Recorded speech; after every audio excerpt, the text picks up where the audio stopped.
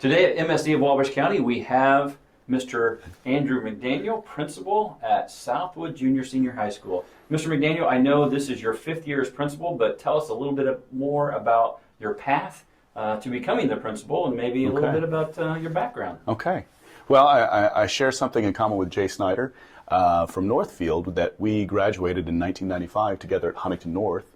And I tell people the funny thing is that building was so big that the first time that Jay and I ever spoke to each other was at an administrative team meeting for MSD. And so came from a large high school and went to Ball State from there.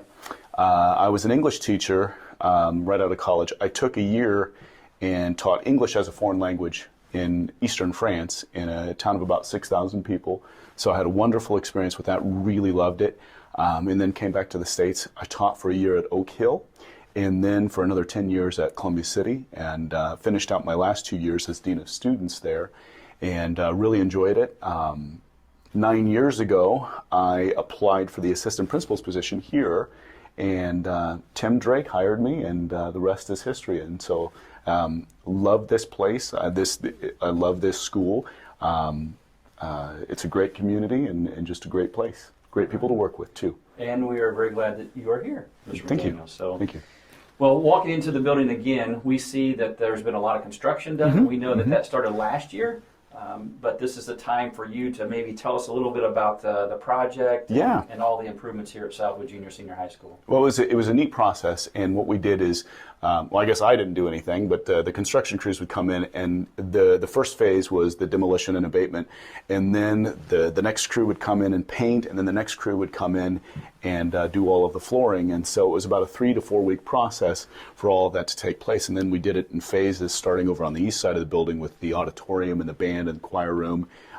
Walked around to the cafeteria, got that done, and then on to the northeast, and then on west with those classrooms. And so those teachers exhibit a lot of flexibility with their students, move into different classrooms during that time of construction. And so we were not finished by the time the COVID-induced closing happened on March 13th. But after that, the construction crews came in, and then they were able to go pretty quickly throughout the rest of the building and getting it done. And so new paint, new flooring, building looks great. Lots of red, lots of gray. Library looks great too. We've got these new conference rooms in there where students can do a little more collaboration. Now, with COVID, that's a little bit different right now with some more restrictions. But as we progress to more normalizing things, I'm really excited to see what kids are going to be able to do in those collaboration rooms and projects. And so it looks great. And I think that kind of improves the mood. And people walked into the building at the beginning of the school year, and they were pretty excited to see what happened. It does look excellent. So, also walking into the building, you can see different signage. And some of the signage talks about the academics and the success, you know, the U.S. News and World Report and different items like that. But one thing that started a couple years ago, and maybe last year was the first year, was the AP TIP Indiana program. First of all, tell us a little bit about what does the AP stand for, what does TIP stand for. Of course, the IN is for Indiana. Yeah. So tell us a little bit about that program and the collaboration that we have with Notre Dame University. AP is advanced placement, and students are able to take advanced placement courses in here in math, science, English, and that's what the grant was originally geared for. But we've also included social studies in the curriculum, and so we've done some work with that district-wide. But there are two focuses with that protocol or with that program to increase the access that students have to AP classes. We want to increase those numbers of students taking those courses because of the rigorous coursework, and because if they get a qualifying score, a 3, 4, or 5 on the exam, they're guaranteed college credit. And so not only do we want more kids taking those courses, but we also want to improve that success. And so to that end, AP TIP, that organization through University of Notre Dame, has provided free professional development for teachers. The district has saved thousands of dollars in just the professional development aspect of it the last year and then going into this year. But they also provide incentives, cash incentives for kids and teachers for fulfilling those goals. So any kid who gets a 3, 4, or 5 on the AP exam, not only would they be guaranteed college credit when they move on to college, but they get a check in the mail from the University of Notre Dame for $100. And so if a kid takes 3 exams and they get 3 qualifying scores, that's $300.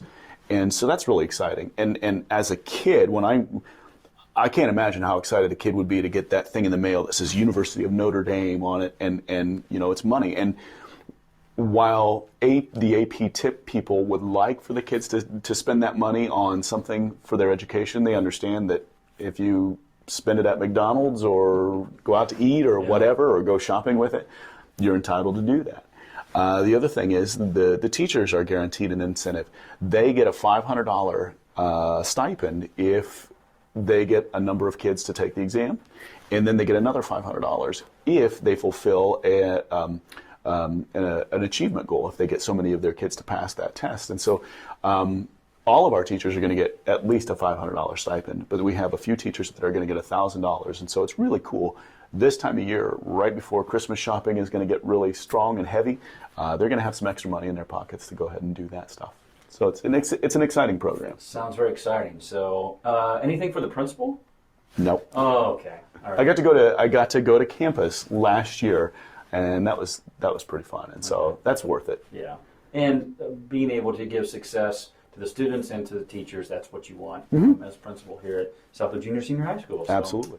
Coming up next in This Week in Wabash, we're going to talk a little bit about and ask Mr. McDaniel about the successes of the athletic program, and also talk about the pandemic, COVID-19, and the situations that are going on at this time. We are back here at MSD of Wabash County with Mr. McDaniel, the principal at Southwood Jr. Senior High School. So tell us a little bit about, we see banners, we see trophies, we actually see something that's more of a touch screen now that talks about the athletic successes. Tell us a little bit about those. Well, as part of the construction process, we purchased a screen, an interactive screen, so that our patrons can take a look at the athletic successes. They can look at, hey, what were the stats in 1976 on the school baseball team? And so that's been pretty neat to see that. We had so many pictures up and around in the cafeteria in that hallway that as years progressed, they started to fade, they started to lose their color, and we wanted to make sure that we preserve those memories. And so digitizing them and scanning them and then putting them on that program was a really cool way to make that happen and maintain that stuff. So. Okay. So can you tell us a little bit about some of the successes? Oh, absolutely, absolutely. So this week, this Friday, our football students are going to go to Adams Central and play in the sectional championship. In the last 5 years, I read our football team has been, I think, 52-8. And so, you know, year in, year out, Coach Snyder has put together really solid teams and had a lot of success. In the first 4 years that I was here, our volleyball team went to semi-state, and then in my 4th year we went to state. This year we finished, I think, 16-14, so did very well there. We also had a state qualifier in cross country. Braden Sweet was 30th overall at the state meet and had a time, I think, of like 16-19 in the state meet in Terre Haute. He was also the #1 overall finisher for sectionals and regionals this year, and then for the regional competition, he set the school record. And so we've seen a lot of really good things happen this year. Braden has been very successful, and if I understand correctly, last year he also was a state qualifier. Last year he placed 35th, and so he moved up about 5. And if I'm understanding correctly too, he was actually ranked 40th this year, and so he dropped it by 10 places. So that's great. So congratulations to him. Excellent. So now, so much is on everyone's mind about the pandemic, about COVID-19, the virus. So how are the students doing here? I know I'm asking you that question because I have had a lot of experiences in schools. I was actually a principal for 20 years before going to central office, but have never experienced anything like that being in the building. So tell us a little bit about students, how they're doing with the mask, how they're doing with all of the protocol. It has to be something that's very challenging. The building looks different. Some things are different, but a lot of things are still the same. The cafeteria looks different in that we are spaced and then we're all facing the same direction. And so we don't have those those round tables anymore, and we've got seating charts in all classrooms and in the cafeteria during lunchtime, and so to limit their movement so that we can know where all those kids are. In addition to that, we have students are to wear their masks when they're in the hallways and in classroom. If they can't distance 3 feet from each other and face the same direction, then they have to wear their mask. There was a little bit of nervousness before the beginning of the school year. How are kids going to take that? And largely, they've been really, really good. Every once in a while, you might have to talk to a kid and remind them to put their mask up, but they're generally really good about it. And so I think just like teachers, just like me, they're all glad to be back too. And so it's been pretty positive. What I've seen in all the schools, I think we were all very pleasantly surprised about students doing the best job that they can with that. So we really appreciate the work from everyone involved to make that happen. So again, Mr. McDaniel, thank you very much for being on this show at This Week in Wabash. And as always at MSD Wabash County, dream big and work hard.